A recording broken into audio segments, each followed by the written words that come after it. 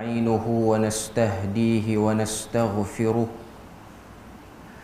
ونعوذ بالله من شرور أنفسنا ومن سيئات أعمالنا من يهده الله فلا مضل له ومن يضلله فلا هادي له أشهد أن لا إله إلا الله وحده لا شريك له وأشهد أن محمدًا عبده ورسوله يا أيها الذين آمنوا اتقوا الله وقولوا قولا سديدا يصلح لكم أعمالكم ويغفر لكم ذنوبكم ومن يطع الله ورسوله فقد فاز فوزا عظيما الحمد لله الذي بنعمته تتم الصالحات ربنا آتنا من لدنك رحمة وهيئ لنا من أمرنا رشدا اللهم آت نفسي تقواها وزكيها وأنت خير من زكاها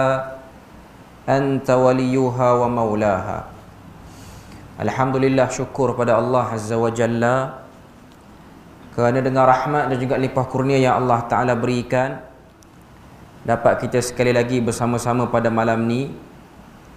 Dan insya-Allah sambungan kita pada malam ni daripada tafsir Hawamim, surah Hamim, iaitu pada ayat yang ke-66 daripada surah Ghafir dalam mushaf muka surat 474. Allah Azza wa Jalla sebut pada ayat yang ke-66 surah Ghafir, A'udzu billahi minasyaitonir rajim. Qul inni nuhitu an a'budal ladzina tad'una min dunillahi lamma ja'aniyal bayyinatu min rabbi wa umirtu an uslima li rabbil alamin. Maksud dia ayat yang ke-66 daripada surah Ghafir, Qul inni nuhitu an a'budal ladzina tad'una min dunillah. Katakanlah wahai Muhammad, sesungguhnya aku dilarang menyembah benda-benda yang kamu sembah selain daripada Allah. Lamma ja'aniyal bayyinat, setelah datang kepadaku keterangan-keterangan yang jelas nyata daripada Tuhanku. Wa umirtu an uslima li rabbil alamin, dan aku diperintahkan supaya tunduk taat bulat-bulat kepada perintah Tuhan sekalian alam. Jadi itu yang disebutkan pada ayat yang ke-66 surah Ghafir. Kalau dalam mushaf muka surat 474. Jadi kita nak tengok apa yang disebutkan oleh Profesor Hamka dalam tafsir beliau, tafsir Azhar. Apa yang dia sebut sini, dia kata inilah disiplin keras pada diri Nabi. Sejak semula dia telah menerangkan bahawa dia tidak boleh menyembah kepada berhala-berhala yang dipuja dan diseru oleh kaumnya itu. Dia tidak boleh berbuat demikian sebab Allah telah memberikan keterangan dengan perantaraan wahyu bahawa perbuatan itu salah. Berhala dan yang lain-lain selain daripada Allah adalah makhluk Allah Ta'ala belaka. Sama ada keadaan manusia yang memuja berhala itu dengan berhala itu sendiri, sama-sama ciptaan Allah. Malahan manusia lebih tinggi daripada berhala yang mereka buat, sebab berhala itu hanya benda beku yang tidak bernyawa. Sedang manusia adalah hidupnya dan hidupnya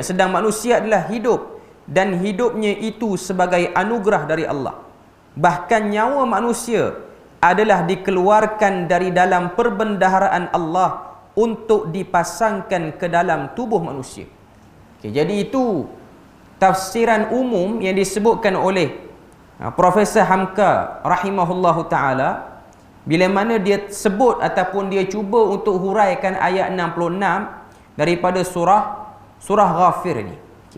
Kalau kita tengok dalam tafsiran-tafsiran yang lain, pada ayat ni Allah Ta'ala kata, Qul inni nuhitu an a'budal ladzina tad'una min dunillah. Qul itu ialah kata suruh ataupun fi'il amar Yang bermaksud, beritahulah atau katakanlah kepada mereka, wahai Muhammad. Perintah Allah Ta'ala kepada Nabi. Kita pun tahu bahawasanya ayat yang ke-66 ni sampailah kepada ayat yang terakhir surah Ghafir ni merupakan bahagian kedua surah ni. Bahagian pertama ialah ayat 1 sampai ayat yang ke-65. Allah Ta'ala cerita secara umum tentang kepentingan tauhid. Pada bahagian yang kedua ni, ayat yang ke-66 sampailah kepada ayat yang terakhir surah Ghafir ni, ialah Allah Ta'ala nak jelaskan dengan lebih terperinci di mana kelebihan tauhid yang dikempen, yang dibawa oleh Nabi Muhammad, dan di mana batilnya ideologi, pemahaman, akidah, kepercayaan yang diimani oleh musyrikin Mekah. Okay. Sebelum cerita yang mana sesat, yang mana betul, cerita dulu pendirian. Dalam ayat ni Allah Ta'ala suruh Nabi beritahu pada umat dia, inni nuhitu an a'budal ladzina tad'una min dunillah.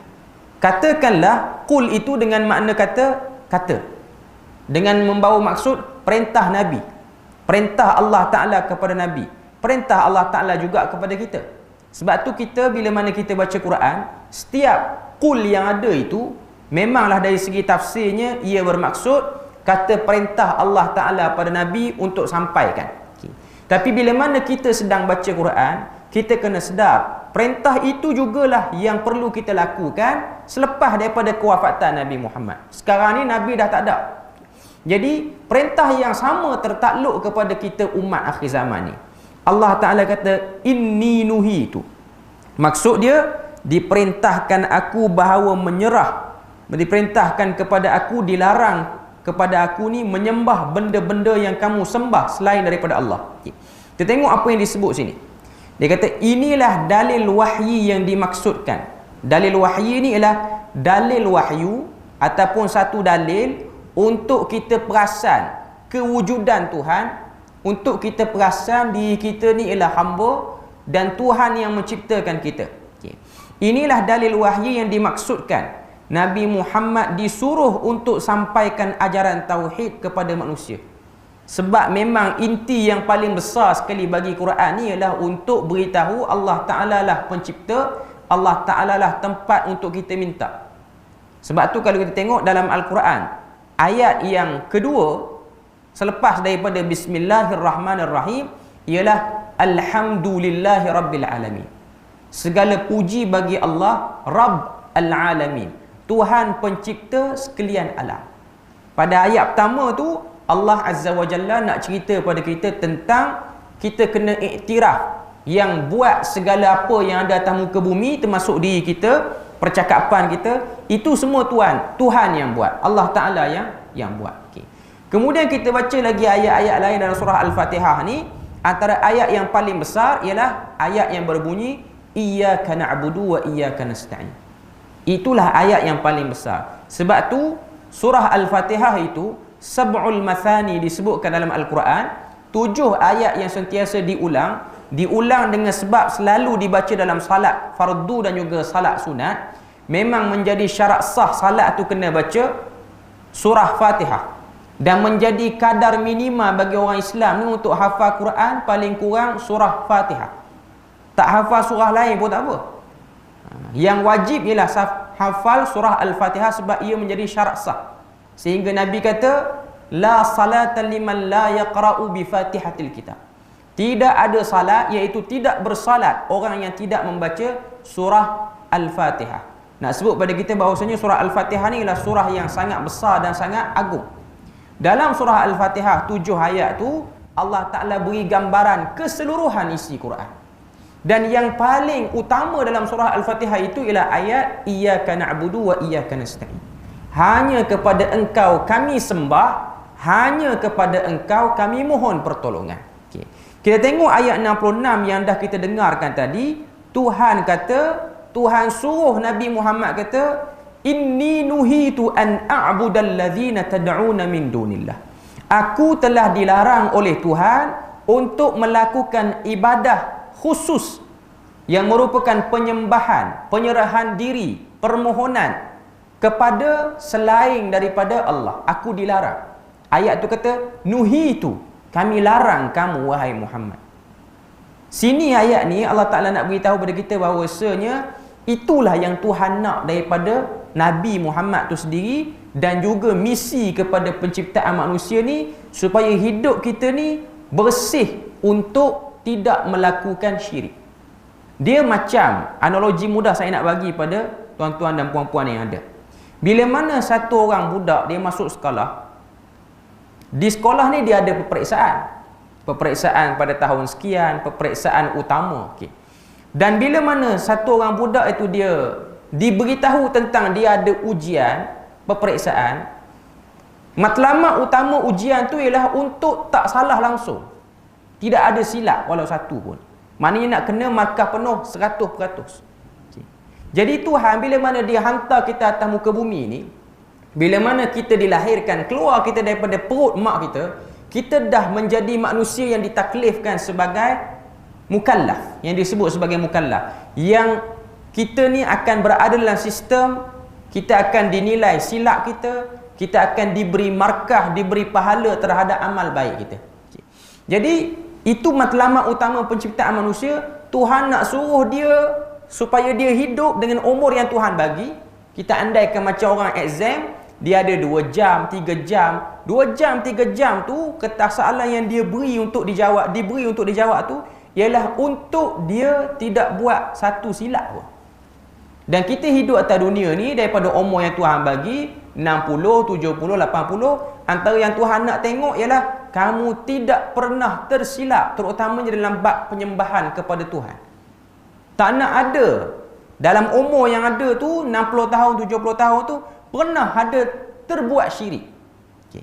Jadi itu ialah satu matlamat utama. Sebab tu Nabi dia declare benda tu. Dia isytihar benda tu. Dia beritahu kepada umat dia, Tuhan suruh dia beritahu.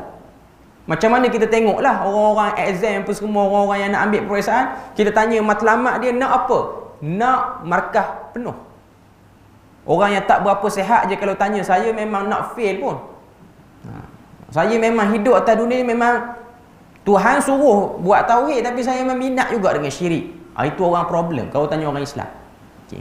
Jadi itu ialah matlamat utama. Okay. Kemudian kata Allah Ta'ala, lamma ja'aniyal bayyinat. Untuk jadikan satu orang manusia tu dia bersih, tak buat apa-apa syirik, Tuhan akan datangkan bayyinat. Bayyinat ni maksud dia apa? Keterangan-keterangan, maklumat-maklumat. Macam kita periksa, kita akan tengok dalam peperiksaan tu dia ada soalan dan arahan. Kita hanya buat apa yang, kita hanya jawab apa yang disoal. Yang tidak disoal, kita tak jawab. Sebab tu antara benda yang boleh menyebabkan kita hilang markah dalam peperiksaan ni, kita jawab benda yang tak disoal. Kita tulis benda yang tak perlu ditulis. Sama juga dalam hidup atas dunia ni, kita buat benda yang tak disuruh. Apa yang tak disuruh, jangan buat syirik. Tapi berkenan juga nak buat syirik. Akhirnya apa yang jadi pada kita?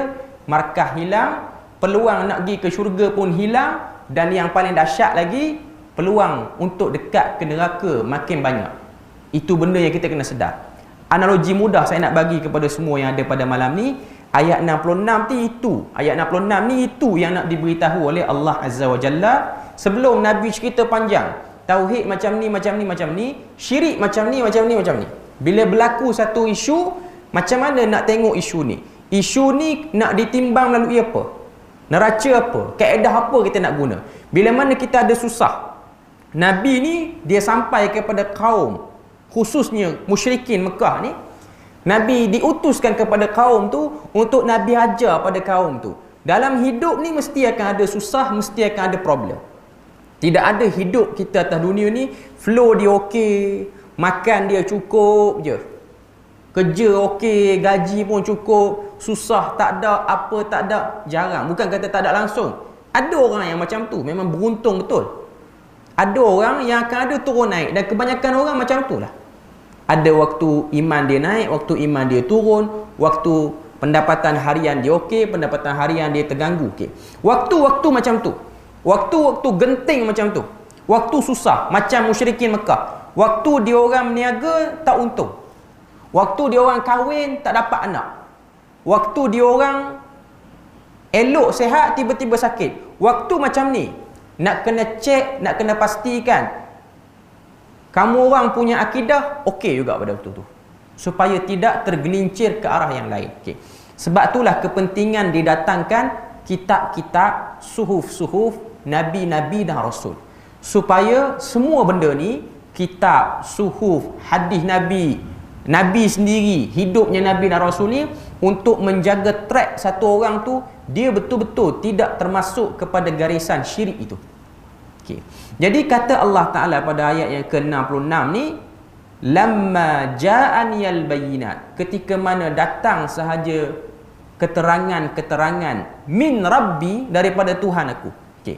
Sebab apa ayat ni dia orang kata apa, highlight juga perkataan min rabbi. Keterangan tu mesti daripada Tuhan aku. Sebab kita pun bila mana kita hidup atas dunia ni, kita akan terkeliru dengan keterangan yang datang bukan pada Tuhan. Sebab kita kena tahu atas dunia ni pun kita hidup, kita ada gangguan-gangguan dia. Macam exam juga, kita ada soalan-soalan yang berbentuk tricky sikit. Rasa macam ni yang dia nak, rupanya yang ni yang dia nak. Itu dia panggil helah, tipu daya. Sebab tu kita kena kenal, keterangan itu mesti datang pada Tuhan. Bukan keterangan tu datang daripada pihak lain yang menyerupai firman Tuhan. Dan kita kena tahu, iblis dan syaitan ni, antara kelicikan dia ialah memalsukan keterangan Tuhan sehingga kita sangka itu Tuhan yang suruh. Rupa-rupanya bukan Tuhan yang suruh. Rupa-rupanya itu ialah keterangan orang lain, maklumat salah orang lain, maklumat palsu orang lain. Okay. Kemudian kata Allah Ta'ala pada ayat ni, wa umirtu, dan aku diperintahkan. Allah Ta'ala suruh Nabi Muhammad sebut, wa umirtu an uslima li rabbil alamin. Kita tengok keterangan yang disebutkan oleh Hamka pada bahagian ni, dan diperintahkan aku bahawa menyerah kepada Tuhan semesta alam. Dengan hujung ayat ini ditegaskan bahawa Nabi SAW memberikan contoh lebih dahulu. Dia menyerah langsung kepada Allah pencipta alam semesta, tidak dengan perantaraan yang lain. Okay. Pada bahagian ni, apa yang nak di-highlightkan, iaitu pada perkataan uslima. Uslima tu maksudnya serah diri. Salima nafsahu ila rabbih. Dia serahkan diri dia kepada Tuhan dia. Sebulat-bulatnya dia serah kepada Tuhan. Dia tak akan rasa galak, dia tak akan rasa tak kuat, melainkan dia serah kepada Tuhan. Okay. Kita tengok apa Hamka sebut tentang penyerahan diri pada Tuhan. Okay. Dia kata sini, dia menyerah langsung kepada Allah pencipta alam semesta dengan tidak ada perantaraan yang lain. Jiwa insan adalah besar. Dirinya dijadikan Allah menurut bentuknya.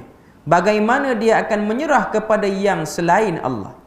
Di dalam ayat, Nabi menegaskan bahawa beliau diperintahkan Allah agar menyerah dan memberikan dirinya kepada Allah. Menyerahkan diri adalah erti dari kalimat uslimu, yang setelah diawali dengan huruf an menjadi uslima. Di dalamnya terkandung kalimat Islam. Okay. Kata Hamka, perkataan salima tu disebut dalam ayat ni ialah an uslima.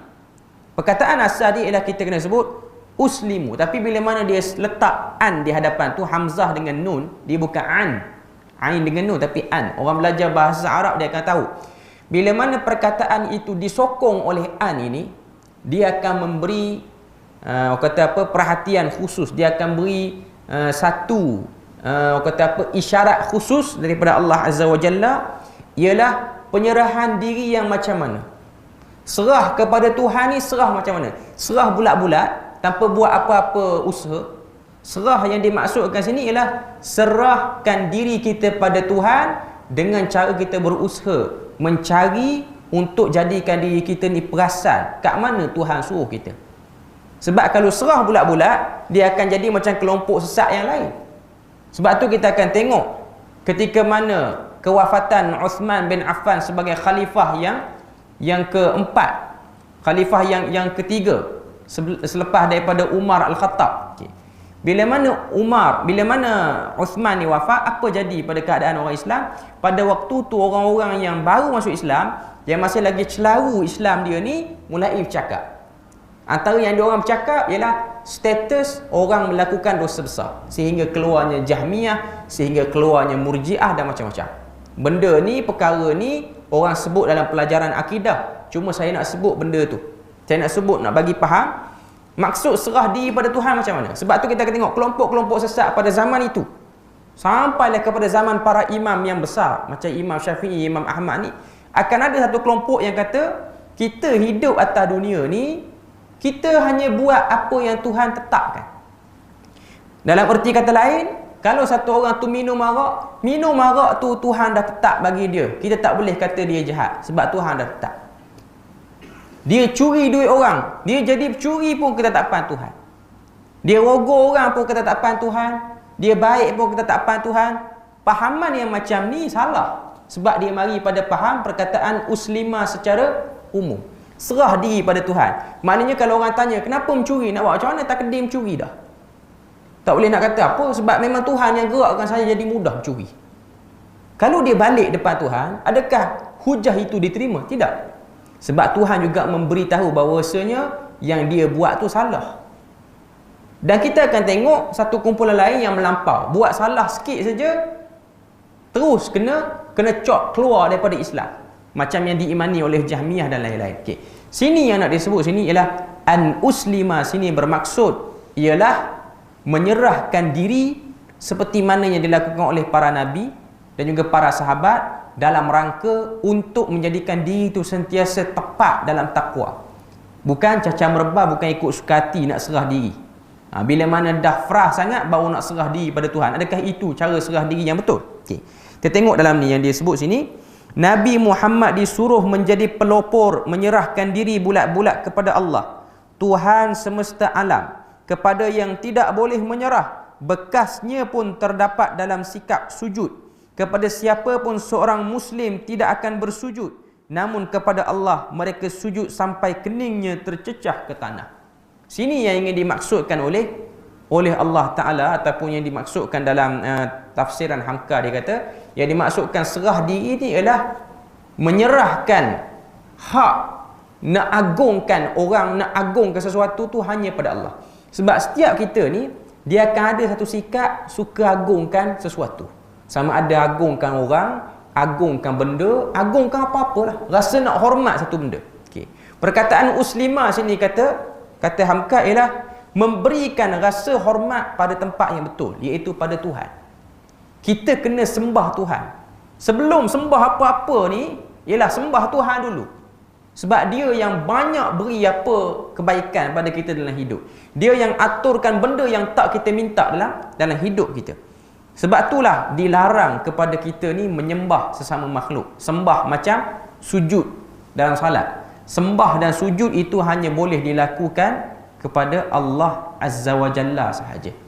Sembah sujud itu sehingga letakkan kita punya dahi itu ke tanah dengan sebab nak sujud satu benda ni, tak boleh buat kepada selain kepada Allah Azza wa Jalla. Sebab itulah dalam hadis, bila mana seorang sahabat dia balik daripada Syam, dia tengok orang-orang Kristian di Syam ni sujud pada padri pendeta dia orang, sujud macam sujud salat.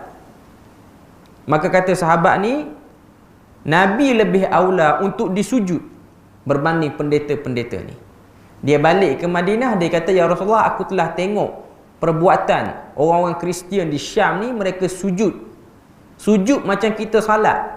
Tujuan dia untuk hormat kepada pendeta. Okay. Maka kata Nabi, kita orang Islam ni dilarang untuk bersujud macam sujud salat. Dan Nabi kata, kalaulah sujud sesama manusia itu dibenarkan, aku akan perintahkan kepada isteri-isteri untuk sujud kepada suami dia dulu. Nabi sebut macam tu. Nabi tak kata kalaulah Tuhan benarkan sujud sama manusia, aku akan suruh kamu sahabat sujud aku. Nabi tak suruh macam tu juga. Tapi benda tu Nabi sebut kalau. Hakikatnya tak boleh lah. Maknanya seorang isteri, dia nak sembah kepada isteri, kepada suami dia, tak boleh. Macam perbuatan setengah orang, setengah bangsa masyarakat, dia sembah mak ayah. Tuan-tuan tengok orang India, dia sembah mak ayah rapat sampai ke tanah. Okay. Perbuatan tu dari segi umumnya buat baik pada mak ayah tu memang dianjur. Tapi perilaku tu tak boleh buat. Sebab dia akan jadi over. Dia akan jadi semacam. Dan syaitan dia memang akan ambil peluang orang yang perbuatan sembah kepada makhluk macam ni. Sebab tu kita akan tengok. Hari ni dia sembah. Ni orang agama lain lah. Hari ni dia sembah macam orang Islam. Sembah sujud. Esok dia akan meniarap. Dia akan terlentang depan orang yang dia agungkan. Sebab tu kita akan tengok orang-orang dalam agama-agama tertentu yang melampau, dia punya nak besarkan Tuhan dia, dia meniarap. Sebab nak tunjukkan rasa dia tu hina, nak minta, nak please pada benda tu. Benda tu tidak dibenarkan dalam Islam. Intipati surah ni, ayat 66 ni nak beritahu, Islam agama tauhid, Islam anti kepada syirik dan tidak kompromi kepada syirik. Sebab tu dalam hadis qudsi, Nabi kata, Allah Ta'ala bila mana datang hambanya di akhirat nanti, kalau dosanya setinggi langit, Allah Ta'ala akan ampun dengan syarat tidak ada syirik padanya. Kalau dia ada syirik, dosa tak banyak, perbuatan baik pun banyak, tapi ada satu, dia syirik, Allah Ta'ala tak terima. Sebab dalam Al-Quran Allah Ta'ala sebut, innallaha la yaghfiru an yushraka bihi wa yaghfiru ma duna dhalik. Allah Ta'ala tak akan ampun orang yang mensyirikkan dia. Okay. Dan syirik inilah tempat yang akan digunakan oleh syaitan untuk manusia ni dia buat benda tu walaupun sikit. Dan syirik ni dia banyak. Syirik besar, syirik kecil. Satu benda yang kita kena beri perhatian. Dan syaitan ni dia cukup kreatif untuk sesatkan manusia daripada berbagai bangsa, daripada berbagai jenis dan warna kulit untuk terlibat dengan kesyirikan. Musyrikin Mekah, mereka sembah berhala. Dan kalau kita tengok, kebanyakan kesyirikan berlaku atas dunia ni adalah dalam bentuk sembah patung, sembah lukisan. Itu yang paling mudah dan yang paling jelas terang. Kita tengok satu orang tu, dia sembah patung, confirm dia buat syirik. Dia sakit, dia pergi kat patung tu. Dia sakit, dia pergi kat lukisan ni. Ataupun sejenis lagi, dia pergi dekat binatang tu, dia pergi dekat binatang ni sebab sangka benda tu ialah benda yang ada kekuatan, ada kebolehan. Dan kita orang Melayu pun mengalami fasa tu sebelum terima Islam. Orang Melayu terima Islam kurun ke-10, kurun ke-12, kurun ke-14, berbagai-bagai kajian. Yang paling awal kata kurun ke-10, yang paling lewat kata kurun yang ke-15, waktu tertegaknya Kesultanan Melayu Melaka. Waktu tu dah ada kerajaan-kerajaan Islam di kepulauan Tanah Melayu ni. Okay. Sebelum orang Melayu kenal yang namanya Islam ni, antara fahaman, ideologi yang terlibat, yang orang Melayu imani dan percayai ialah animisme, Hindu dan Buddha. Sebab tu kita akan tengok syaitan, dia akan manfaatkan pengalaman-pengalaman pernah beragama lain sebelum Islam. Benda ni tak ramai sangat orang sebut. Tapi saya suka cerita benda ni sebab kita kena tahu. Sebahagian orang Melayu dia ingat dia dah terselamat daripada godaan syirik. Tak. Kita tak selamat godaan syirik. Moden tara mana pun kita, tahun 2021 ke, 2030 ke, cerita syaitan goda manusia untuk buat syirik ni, dia akan berlaku. Tuan-tuan tengok, Jepun, negara yang maju, luar biasa maju dia. Teknologi yang diorang buat ialah banyak memenuhi negara-negara tempat lain. Tapi masalah orang Jepun cukup percaya dengan hantu. Dia ada problem macam tu. Tuan-tuan kena tahu, orang Jepun walaupun diorang tu kerja 12 jam, 13 jam, etika kerja, rumah bersih, tapi hantu diorang cukup takut. Sebab itulah cerita-cerita hantu ni, idea dia tu banyak datang pada Jepun. Sebab dia orang pernah ada sejarah, dia orang ni beragama dengan agama Shinto Buddha. Dan dalam agama Buddha ni memang dia orang percaya dengan hantu. Ada satu kitab yang diimani oleh orang Buddha, Buddha sekarang ni pun, nama dia Petavatu. Petavatu ni dalam tu ialah himpunan hantu-hantu yang perlu dihormati dan dijamu. Itu juga yang diamalkan oleh sebahagian orang Melayu kita dulu untuk deal dengan hantu ni. Sebab itulah kita akan tengok adanya upacara setengah orang Melayu kita. Dah Islam dah pun, dah Islam lama dah, ratusan tahun dah Islam. Tapi nak beri acak tu ada lagi. Bila mana tengok kawasan yang letak di troka, nak buka ladang ke apa, bagi dulu letak benda-benda ni. Saya pernah tanya beberapa orang di kawasan pendalaman. Kawasan tu kawasan nak buat landasan kereta api. Kereta api Tanah Melayu, KTM, kawasan tu, kawasan dalam hutan.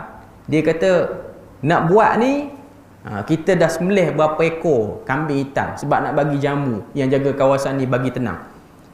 Yang buat itu siapa? Imam masjid. Imam masjid yang buat tu. Sebab apa? Yalah imam, tapi dia punya pengetahuan agama dia mungkin tak banyak. Okay. Cuma nak kata dia bawa yang orang-orang lama dulu. Sebab itulah kita akan tengok ada seorang pengkaji, ramailah orang yang kaji bab sosio budaya orang Melayu ni. Orang Melayu kita ni dalam masa yang sama dia kuat buat ibadah, dalam masa yang sama kepercayaan pada hantu pun tebal juga. Kepercayaan pada bomoh pun tebal juga. Dia dah terima Islam, tapi dia masih sayang juga pada ajaran lama dia. Kalau kita kata kita kritik, dia tak rasa dia tu dikritik macam sembah berhala Hindu Buddha, tak. Kita rasa macam kita yang kritik tu akan rasa sedang kacau amal budaya dia orang. Sebenarnya bukan. Contoh, kata apa, nak buat rumah tiang seri tertentu kena lapik dengan kain tertentu, warna tertentu. Itu ada kepercayaan dia. Okay. Yang rasa rumah kalau tak lapik kain tu, rasa tu datang pada mana? Datang pada tipu emosi dalam kita ni. Kalau tak buat ni, orang kata rumah akan jadi macam ni, macam ni. Okay. Jadi nak elak, bukan berdoa. Dia tak mari berdoa pada Tuhan. Dia mari nak cari kain tu dulu. Itu yang dinamakan syirik. Syirik ni tak perlu ambil colok duduk depan tokong apa semua, tak perlu. Syirik ni lah rasa kuasa Tuhan tak berapa kuat, kena ejah kot kuasa ni juga. Nah, itu ialah satu esen daripada kesyirikan yang paling kecil. Yang paling kecil. Okay. Dan benda tu tak masuk akal. Selit 3 kain dengan 3 warna, percaya rumah selamat. Okay. Kalau letak alat yang boleh jangka benda tu akan runtuh bila, kira okey. Sebab bila mana kita cakap macam ni, bila mana saya sebut macam ni, orang akan sanggah, dia kata tu yang pergi berobat hospital tu termasuk daripada bab tak yakin pada kuasa Tuhan. Berobat hospital tu lain. Berobat hospital dia kajian global. Orang sakit buah pinggang seluruh dunia, cara nak bagi elok buah pinggang ni, dia kena dialisis. Seminggu 2 kali kena pergi cuci darah dia dengan mesin tu. Okay. Tapi untuk jauhkan diri daripada sial, bomoh Melayu pakai limau nipis, pergi bomoh siang pakai limau perut, pergi bomoh India pakai tahi lembu pula. Okay. Dia tak sama untuk setiap negara. Itu yang dikatakan tak masuk akal tu. Dia lain-lain, kaedah dia tak sama. Kalau ilmu perubatan moden, seluruh ilmu perubatan moden saintis bersetuju pada bab tu. Lainlah kalau COVID-19 ni, Malaysia je cocok vaksin. Yang belah Thailand semua pakat mandi bunga je. Itu baru kita kata vaksin tu khurafat. Okay. Sebab yang negara ni lain, yang negara ni lain. Okay. Itu bab yang kita kena faham, supaya kita tak tertukar antara ikhtiar yang syar'i dengan ikhtiar yang sebenarnya dia bukan ikhtiar. Ianya ialah syirik yang ditukar nama kepada ikhtiar. Itu kita tak perasan kadang-kadang. Okay. Jadi itu yang ingin disebut oleh Hamka pada ayat yang ke-66 surah Ghafir ni, bila mana Allah Ta'ala kata qul inni nuhitu, katakanlah wahai Muhammad, aku telah dilarang secara total untuk tidak menyembah apa-apa pun. Maknanya jangan ada rasa hebat pun, jangan ada rasa takjub pun. Tengok satu orang sakit pergi berubat dengan cara yang tak masuk akal lah. Buat tarik panggung, buat keluar wayang kulit, buat keluar kemian apa semua, buat naik orang kata apa, ahli muzik bergendang apa-apa semua, baik sakit dia. Kita pun rasa boleh kot berubat cara ni. Dia tak betul. Kita dah ada rasa hebat pada benda tu. Ini ialah masalah dan benda yang kita kena tahu. Syaitan dia tetap akan berusaha. Tuan-tuan percayalah benda ni, syaitan moden mana pun manusia, dia akan paksa kita untuk syirik. Tak akan berubah. Sebab itu ialah misi yang dia dah sebut bila mana dia dilaknat oleh Allah Ta'ala selepas keengganan dia untuk sembah ataupun untuk tunduk hormat kepada Adam AS. Cara dia sangat advance. Kalau kita rasa syaitan boleh kecoh kita kuat alik ni, sebenarnya idea yang dia guna pada kita tu lah idea yang tepi-tepi lah. Benda yang dia hasut manusia ni ialah benda yang dia orang dah fikir 20, 30 tahun yang lepas. Kita kena tahu syaitan ni dan iblis ni ialah satu makhluk yang Tuhan beri semangat merancang dia luar biasa. Kalau tuan-tuan baca hadis, tuan-tuan akan tengok iblis dia akan buat pertemuan dengan syaitan-syaitan kecil ni untuk bincang, meeting setakat mana projek sesat manusia kita ni berjalan ataupun tidak. Hadis riwayat Imam Muslim, Nabi kata, inna iblis lahu arsyun, sesungguhnya iblis itu baginya ada singgah sana yang berada di tengah laut. Para ulama mengeluarkan berbagai-bagai tafsiran terhadap hadis ni. Sebahagian para ulama kata iblis ni dia ada istana di semua tempat yang namanya laut. Laut kat mana? Semua ada.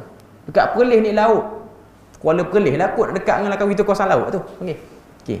Situ dia ada istana dia untuk cawangan negeri ni.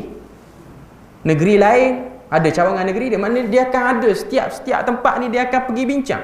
Setakat mana. Saya nak kata apa? Nak kata begitu terperincinya rancangan untuk menyesatkan manusia. Sebab tu Ali radhiyallahu anhu, Ali bin Abi Talib, dia kata kemenangan, dia kata kejahatan yang tersusun boleh kalah dengan kebenaran. Orang buat jahat tapi dia rancang elok. Plan A, plan B, plan C, plan D.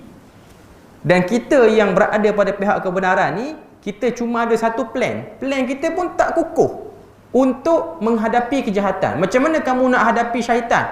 Semayang, zikir, tu lah. Belajar ilmu bagi dalam, nanti dulu.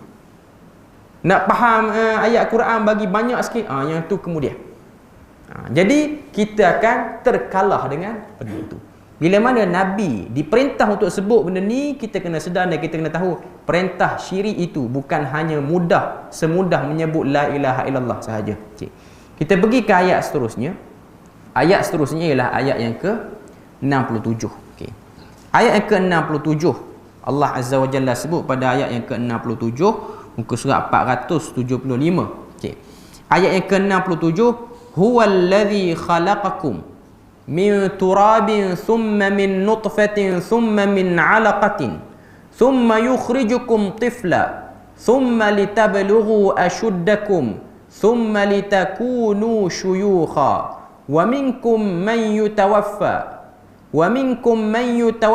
min qabl wa litablughu ajalan musamma wa la'allakum ta'qilun. Maksud ayat tu Allah Ta'ala kata huwallazi khalaqakum min turab, dialah Tuhan yang menciptakan kamu dari tanah, thumma min nutfah, kemudian menciptakan kamu daripada setitis air mani, thumma min 'alaqah, kemudian menciptakan kamu daripada sebuku darah yang tergantung. Terjemahan banyak akan sebut 'alaqah tu ialah sebuku darah beku, tapi sebenarnya yang betulnya ialah darah tu dia mampat, lepas tu kedudukan dia tergantung. Sebab perkataan 'alaqah dalam bahasa Arab ialah satu benda yang digantung. Sebab tu kita akan tengok 'alaqah untuk modern ni ialah hanger yang sakut baju tu. Arab akan panggil benda tu 'alaqah. Dalam rahim perempuan, bila mana air mani dah bercampur, dah bercantum dengan ovum, dia akan membentuk embrio. Embrio tu duduk dia macam ada satu tali, lepas tu bawah tu ada gumpalan darah. Tali tu akan makin panjang jadi tali pusat. Bahasa Quran cukup detail dalam bab ni. Summa yukhrijukum tifla, kemudian kata Allah Ta'ala, ia mengeluarkan kamu menjadi kanak-kanak. Ini fasa penciptaan manusia. Summa litablughu ashuddakum, kemudian kamu dipelihara hingga ke peringkat umur dewasa. Thumma litakunu syuyukha, kemudian kamu dipelihara sehinggalah kamu dipanjangkan umur menjadi tua. Syuyukha dengan makna tua. Wa minkum man yutawaffa min qabl, dan dalam pada itu ada di antara kamu yang dimatikan sebelum itu. Allah melakukan kejadian yang demikian supaya kamu sampai ke masa yang ditentukan untuk menerima balasan. wala'allakum ta'qilun, dan supaya kamu memahami hikmah-hikmah kejadian itu dan kekuasaan manusia. Okey. Ayat yang ke-67 ni Allah Azza wa Jalla nak beritahu apa pada kita? Ayat 67 ni kalau tengok Hamka sebut, dia kata dialah yang telah menciptakan kamu dari tanah, iaitu Nabi Adam AS, iaitu bahawa tubuh jasmani ini, badan kasar ini seluruhnya diambil daripada tanah, bahannya diambil daripada tanah. Tidak ada dari bahan lain, tidak ada anasir yang diambil dari binatang lain atau satelit lain. Dia masuk ke dalam tubuh manusia melalui makanannya dan minumannya. Makanan yang terdiri daripada sayur atau buah-buahan atau kacang-kacangan, semuanya dari tanah. Okey. Maknanya dalam ayat ni Tuhan nak beritahu asal penciptaan. Sebab memang manusia ni untuk dia ingat balik jasa Tuhan dia, Tuhan kena ungkit balik penciptaan dia. Macam kita lah, kita marah anak tu degil, apa yang kita akan sebut? Kebanyakan orang dia akan ungkit. Walaupun ungkit tu tak elok, tak perlu pun kita ungkit sebenarnya. Bila mana anak tu dah degil, tak perlu ungkit. Kita marah kat dia, kita kata, aku bela kamu daripada kecil, bagi makan. Tak perlu ungkit. Benda tu, perbuatan tu tak elok untuk kita ungkit. Tapi biasanya orang bila mana dia nak suruh anak dia sedar, dia akan ungkit. Dia akan sebut. Sebab dengan cara ungkit, kadang-kadang, tak semua orang, kadang-kadang anak tu baru dia terperasan, oh rupanya orang yang aku lawan ni ialah orang yang bela aku dulu. Sebab syaitan pun akan duduk dalam kepala anak kita, dia akan lupakan kita, lupakan anak tu daripada siapa orang yang dia perlu prioritikan. Sama juga kita sebagai manusia ni, kita punya syok duduk atas dunia ni, nikmat tu ambil, nikmat ni capai, semua duk ambil, terlupa yang mudahkan urusan tu Tuhan. Itu ialah keadaan umum manusia. Okay. Sebab tu Tuhan akan sebut, kamu tu yang duk lawan aku tu, yang duk cabar aku, bahkan ada manusia yang dahsyat bukan setakat lawan Tuhan, cabar Tuhan, mengaku dia pula Tuhan. Okay. Contoh, kita ada anak kita lawan kita, dia sebut pada kita, sebenarnya akulah bapak kamu. Oh dahsyat anak tu. Kita tu ayah dia dah. Dia punya syok lawan kita, dia boleh kata, sebenarnya akulah bapak kamu. Kita kata anak ni kurang ajar betul. Kena nampak lah. Kita dah lahirkan dia, mak dia dah lahirkan dia, tiba-tiba dia boleh mengaku dia ayah kita pula. Okay. Manusia macam tu, yang duk mengaku dia Tuhan tu, dia mengaku dia Tuhan punya syok. Ibarat dia macam tu. Dia terlupa bahawa dia pun diciptakan oleh manusia. Dia diciptakan oleh Tuhan tu juga. Okay. Kemudian Tuhan ni dia punya nak suruh kita sedar, aku jadikan kamu daripada tanah. Kemudian aku jadikan kamu daripada silsilah air mani. Sebab yang dibuat daripada tanah tu cuma Nabi Adam je. Lepas pada tu yang lahir ialah silsilah air mani lah. Kemudian Tuhan sebut penciptaan manusia dalam rahim ibunya, iaitu daripada nutfah, air mani, lelaki dan perempuan. Kemudian bercampur jadinya alaqah, segumpal darah. Kemudian kamu keluar jadi kanak-kanak, kamu jadi dewasa, kamu jadi tua. Dan sebahagian daripada kamu tak sempat proses dewasa ataupun tua, mungkin dah meninggal waktu kanak-kanak ataupun meninggal waktu dewasa, tak sempat tua. Tuhan kata, wa minkum man yutawaffa min qabl walitablughu ajalan musamma. Tujuan kami jadikan, ada yang tak sempat tua dah meninggal, ada yang muda dah meninggal aksiden. Tujuan dia apa? Sebab waktu-waktu kamu ni aku dah tetapkan. Yang ni umur dia banyak ni, yang ni umur dia banyak ni, yang ni mati dengan cara ni, yang ni mati dengan cara ni. Okay. Cuma asbab-asbab yang membolehkan satu orang tu dia hidup lebih lama, Tuhan juga jalankan kepada kita. Satu orang tu dia boleh hidup lama sebab apa? Dia jaga kesihatan dia, dia hidup dengan baik, tak buat benda-benda yang membahayakan diri dan orang lain. Dalam hukum akal, dia boleh hidup lama. Tapi tidak mengeluarkan dia daripada kemungkinan untuk dia boleh juga pendek umur. Sebab tu saya ada tengok orang duk share status, kita ni hidup tak perlulah over sangat jaga kesihatan. Lepas tu dia pun buat keluar senarai-senarai orang yang hidup panjang. Orang yang cipta rokok, pencipta rokok di dunia ni, umur dia 80 baru meninggal. Orang yang nasihat rokok tu bahaya, 40 dah meninggal dah. Ramai orang buat hujah macam tu. Okay. Lepas tu dia buat cerita, dia kata orang yang cipta tempat lari setempat tu, treadmill yang ada dekat pusat gym tu, umur 40 dah meninggal. Yang tak pernah berlari kadang-kadang tahan sampai 90. Okay. Saya nak kata benda tu betul lah, benda tu memang berlaku pun. Memang hakikatnya kita akan tengok ada orang yang isap rokok, Tuhan bagi dia umur panjang 98, 99, hidup. Elok je hidup. Okey. Tapi itu tidak membenarkan perbuatan mencelakakan diri itu boleh. Kita minum arak, sebahagian orang dia minum arak, umur dia tahan daripada orang yang tak minum arak. Okey. Itu bukan dalil, umur panjang bukan dalil kepada betulnya perbuatan tu. Sebab kalau kita nak tanding dengan cara tu, Musailimah Al-Kadzab, Nabi palsu dengan Nabi Muhammad, mana lagi umur panjang? Musailimah umur panjang. Yang mengaku Nabi palsu tu umur 120, sekali ganda umur Nabi Muhammad. Baru mati dia. Okay. Kalau kita nak ukur dari segi umur panjang, maka ianya lebih betul, lebih baik, maka itu tak benar. Itu bukan satu neraca yang betul untuk kita mengukur kebenaran. Cuma kita boleh jawab lepas macam itulah.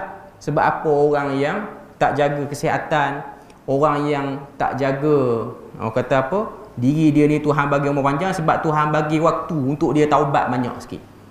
Kalau mati cepat-cepat tak tahan kena azab lama. Sebab tu yang sihat-sihat mati awal, sebab yang sihat tu dia dah okey dah jaga badan dia. Sebab kita kena tahu badan kita ni pun kita rosakkan dengan tangan kita, kita pun akan menghadap jawapan daripada Tuhan. Kita akan menghadap soal jawab pada Tuhan. Maknanya Tuhan akan tanya, kenapa kamu makan benda ni sampai kamu sakit, sampai kamu jadi payah nak ibadah pada aku. Kita akan disoal siasat benda tu. Kita kena tahu bahawa semua benda yang kita ambil, nikmat yang Tuhan yang kita ambil atas dunia ni, kita akan disoal siasat oleh Allah Ta'ala. Tambah-tambah lagi, nikmat itu tidak menjayakan misi untuk menjadi hamba yang saleh, yang baik. Ambil nikmat. Sebab tu orang kafir, kalau kita tengok hujah orang-orang yang 50-50, Islam yang biasa-biasa saja, dia akan kata, sebenarnya kalau kita tengok orang kafir lagi ramai kaya daripada kita. Okay. Saya selalu sebut benda ni. Kalau kita tengok senarai, hatta di Malaysia kita ni pun, senarai orang kaya ialah ramai non-Muslim. Walaupun Islam tu ialah negara, Malaysia ni ialah negara majoriti Islam. Ada orang kata ramai, yang kaya tu ialah orang bukan Islam. Okay. Pertama kita kena tahu, dia bukan jadi ukuran kaya. Orang Islam ni bukan dia ajar untuk kejar kekayaan. Tapi tak salah pun untuk kaya, sebab para sahabat pun ramai yang kaya. Okay. Saya selalu sebut, Quran kata jangan tertipu dengan orang kaya daripada kalangan orang kafir. Okay. Yang kedua, senarai orang kaya di Malaysia ni, kita kena tengok juga siapa yang jadi panel yang senaraikan dia orang tu. Kadang-kadang yang jadi panel tu pun memang kawan-kawan dia dah, yang 10 orang tu. Sebab tu dia bagi nama kawan-kawan tu, dia tak perasan, tak sempat nak cari. Dia tak akan cari sampai dalam kampung mana orang Melayu kaya. Dia cari yang dalam bandar lah. Okay. Jadi kadang-kadang benda tu pun boleh jadi ukuran juga. Kita beri laluan azan dulu.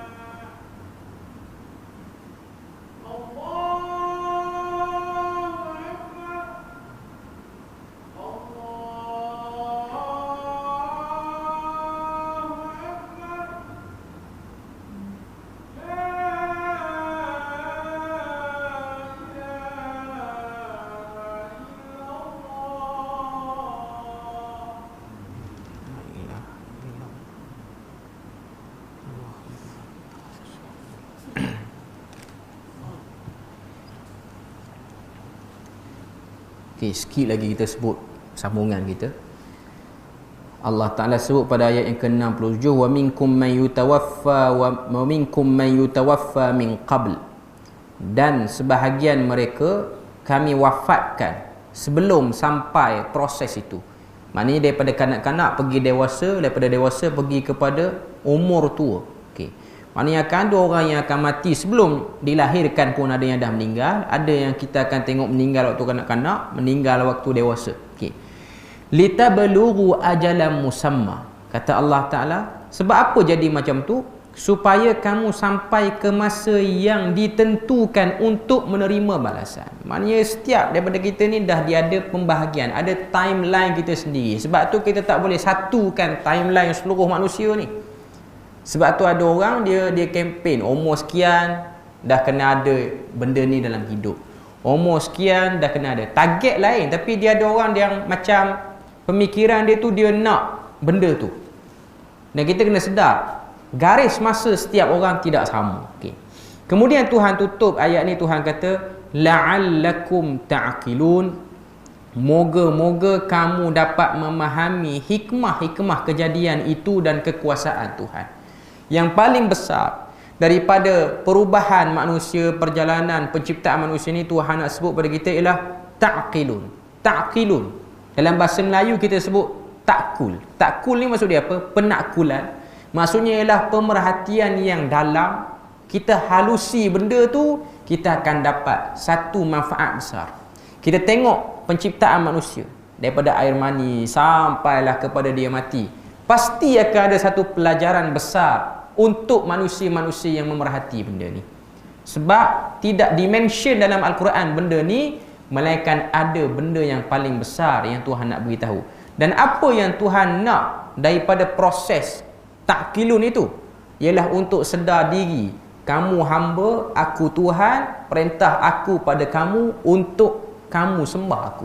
Jangan syirikkan aku. Balik kepada ayat yang ke-66 yang dah kita sebut tadi, larangan untuk tidak terlibat dengan satu kesyirikan pun dalam umur yang Tuhan bagi dalam hidup kita, dan beri perhatian terhadap suruhan dan larangan yang Tuhan sampaikan dalam kehidupan manusia secara umum.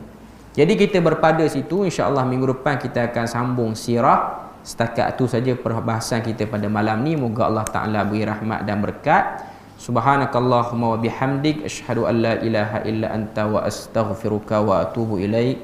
Wassalamualaikum warahmatullahi wabarakatuh.